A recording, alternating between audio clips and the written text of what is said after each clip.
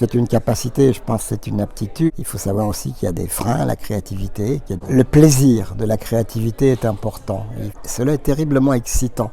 Il y a une empathie collective à développer au sein d'un groupe créatif. La question est très intéressante parce qu'on apprend à être créatif, mais on ne leur apprend pas à vendre leurs idées. Ce n'est pas la partie la plus simple. Il y a des indicateurs de performance économique. Observer, regarder, être curieux. Je suis Jean-Jacques Streliski, je suis professeur associé à HEC Montréal. Je relève du département du marketing, mais je m'intéresse de par un passé lourd de publicitaire. Je m'intéresse évidemment à tout ce qui s'appelle créativité, création et par bonheur j'ai pu rejoindre le pôle de recherche qui s'appelle Mosaïque et qui est le collaborateur de l'école ici avec l'école d'automne de créativité de Strasbourg. Donc ça fait 10 ans maintenant que je viens chaque année à Strasbourg.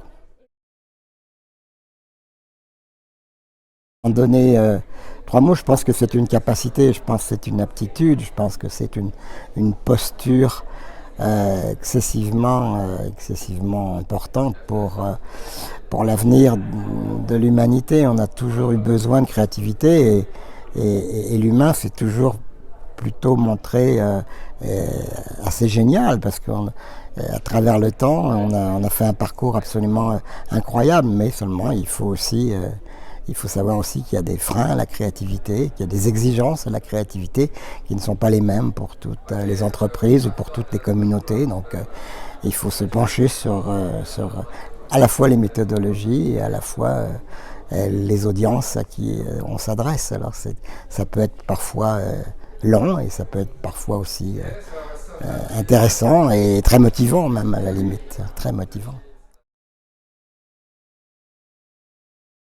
Je fais partie de l'école des gens qui pensent que le, le plaisir de la créativité est important. Il faut qu'il y ait des émotions excessivement positives qui soient mises en symbiose, si vous voulez, pour arriver à produire des résultats. Il y a une excitation, au-delà de toutes les grandes définitions qu'on donne, qui sont des définitions très cérébrales. En réalité, il y a une définition qui est beaucoup plus tripale. On sent les idées dans les tripes et cela est terriblement excitant. Tous les gens qui ont fait de la publicité, mais autre chose, vous diront, quand on a trouvé, on était très excités. C'était vraiment tripatif, on dit en québécois. Et je crois qu'il faut associer cette notion de faire quelque chose d'excessivement excitant. Je pense qu'il faut déjà être dans un état mental qu'on appelle l'état de la réflexivité, c'est-à-dire être en symbiose avec les individus. Il faut, j'ai peut-être peur d'utiliser ce mot-là, mais il faut les aimer. Il y a une empathie collective à développer au sein d'un groupe créatif qui est tout à fait nécessaire. Alors que si des rôles plutôt hiérarchisés sont déjà structurés, organisés, là, véritablement, il y a un frein là qui va se passer, qui va déranger nécessairement le processus créatif.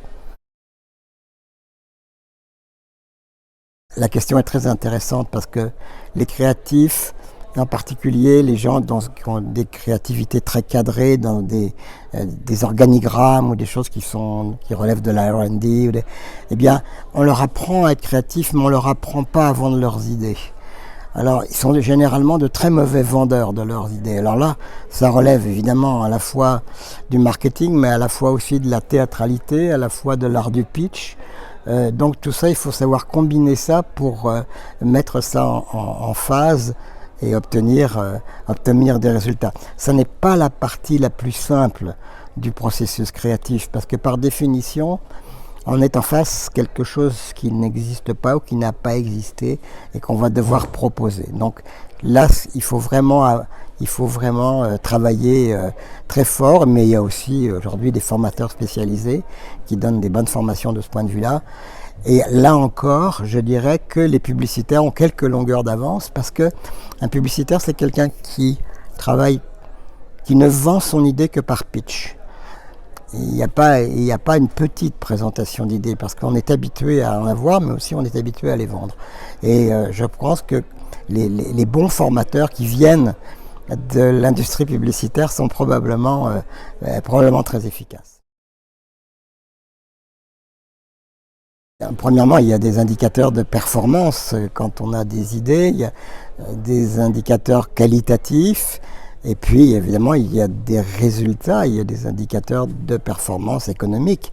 Donc là encore, on est obligé de cumuler les deux et essayer de voir quel résultat on obtient, et au besoin les améliorer évidemment.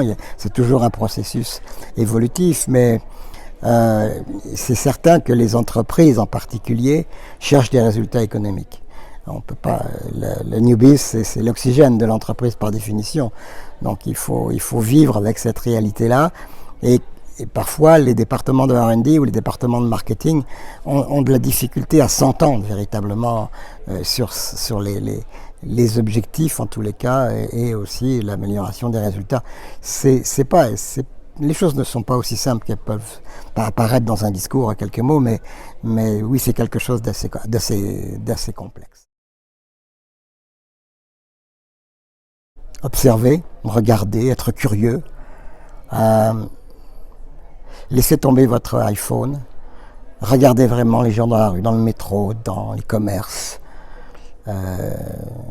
regardez-les, regardez la vie.